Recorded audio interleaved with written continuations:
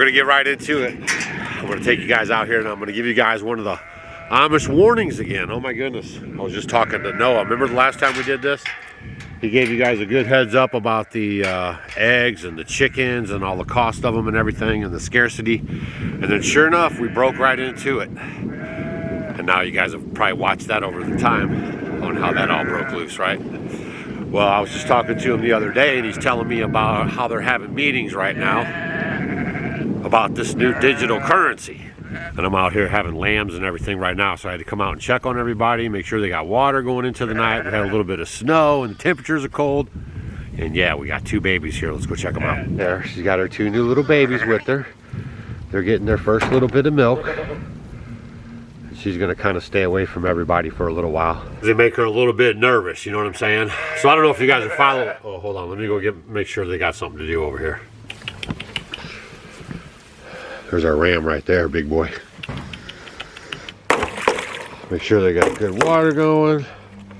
But like I was saying, I don't know if you guys are following this stuff or not, but I posted a little bit of a clip where, you know, President Trump's saying that he's gonna have to have these data centers are gonna need their own power source because our grid is pretty fragile and they could be taken out, right? And for AI and everything to work the way they want it to, here, listen for yourself.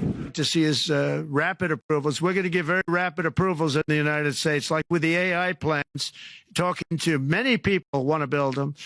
That's going to be a very big thing. We're going to build electric generating facilities. They are going to build. I'm going to get them the approval.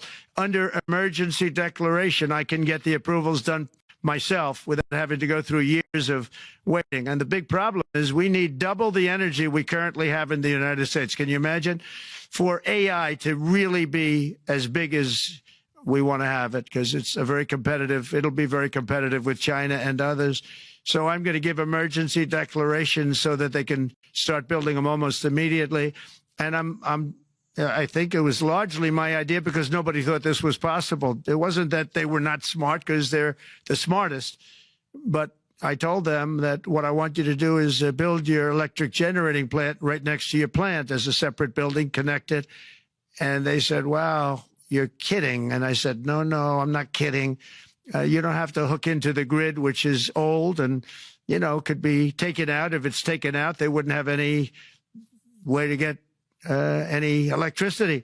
So we are going to allow them to go on a very rapid basis to build their plant, build the electric generating plant. They can fuel it with anything they want, and they may have coal as a backup, good, clean coal. You know, if there were a problem with a pipe coming in, as an example, you're going with gas, oil or gas, and a pipe gets blown up or for some reason doesn't work, there are some companies in the U.S. that have coal sitting right by the plant so that if there's an emergency, they can go to that short-term basis and use our very clean coal. So that's something else that a lot of people didn't even know about. But nothing can destroy coal, not the weather, not a bomb, nothing. It might make it a little smaller, might make it a little different shape, but coal is very strong as a backup. It's a great backup to have that facility, and it wouldn't cost much more money. And we have more coal than anybody. We also have more oil and gas than anybody. So we're going to make it so that the plants have their own electric generating facilities attached right to their plant. They don't have to worry about a utility. They don't have to worry about anything. And we're going to get very rapid approvals. And then right after that, J.D. Vance, well, he was at the AI, you know, super conference. Well, Thor's trying to rub on me. I had to move away from him a little bit. But he was at the AI super conference, and he was talking about all the electricity they're going to be requiring. Check out this clip. We stand now at the frontier of an AI industry that is hungry for reliable power and high-quality semiconductors. Yet too many of our friends are deindustrializing on the one hand and chasing reliable power out of their nations and off their grids with the other. The AI future is not going to be won by hand-wringing about safety. It will be won by building, from reliable power plants to the manufacturing facilities that can produce the chips of the future.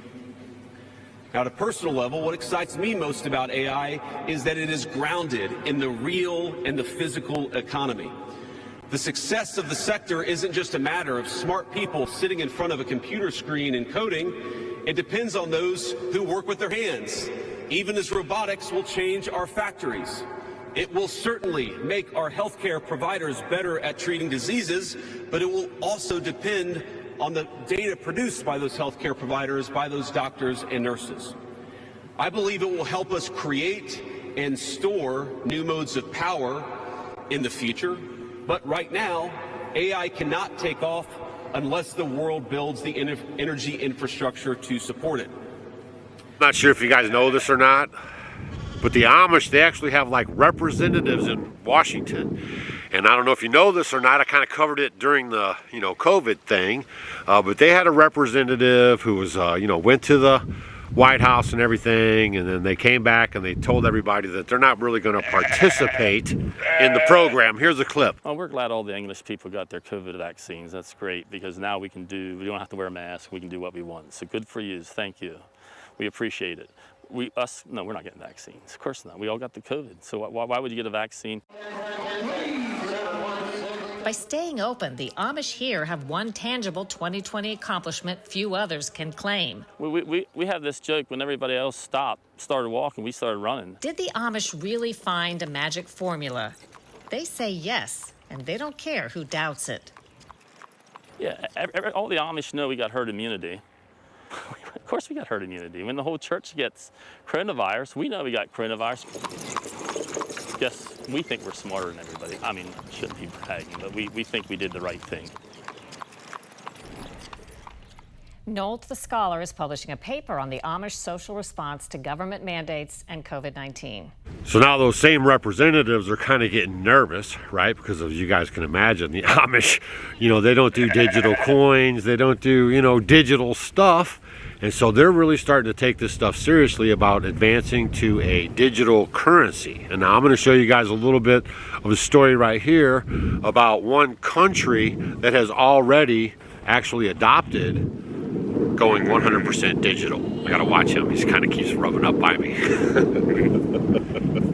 They're not going to just walk away from all this money. They have spent billions and billions of dollars to get these infrastructures put in place, and they know that they're all going to digital. And if you guys have been following, like the gold reserves and stuff, like India, China, America, everybody is replenishing their gold reserves because they're going to have to be able to back this stuff, with some gold, with some good old-fashioned gold. So I don't know how any of this plays out, but I will tell you that the Amish are now having meetings about it.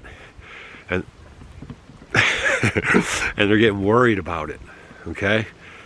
And I don't know how it's going to break loose, but I'll keep you guys informed on that. If you ever heard this saying or not, but, the sheep spends its whole life fearing the wolf, only to be eaten by the shepherd. All right, so I'm just kind of bringing you guys what's going on, and I thought that was pretty interesting that the Amish are kind of getting worried about this digital currency stuff, and they're usually ahead of this stuff pretty good. Share this video with your friends, keep your head on a swivel, and remember, the most capable hand is at the end of your wrist. We've boosted up our food system here. That's the most sheep we've ever had here. And I'm gonna put them out in the big pasture this summer and probably move the horses along so I can raise more food. I think food and water and shelter, those are pretty big deals going forward. Yes, sir. And I don't know about this digital currency or how any of this goes, but I know they're running there. They're gonna get us there. The next couple videos, I'll show you guys some timeline stuff, like 2030 and 2040. Those two dates keep popping up. All right, share the video with your friends. See you on the next one, and stay vigilant out there. This video was brought to you by Plain and Simple Chocolate Tea from Off Grid with Doug and Stacy. The weather outside is frightful. A cup of chocolate tea is so delightful. Made from the husks of roasted cacao beans, it has a chocolatey aroma, yet tastes like an herbal tea. This beverage is rich in mood-enhancing theobromine, the perfect replacement or addition to your morning cup of coffee. You can find it at offgridwithdougandstacy.com. Plain and simple chocolate tea makes me happy.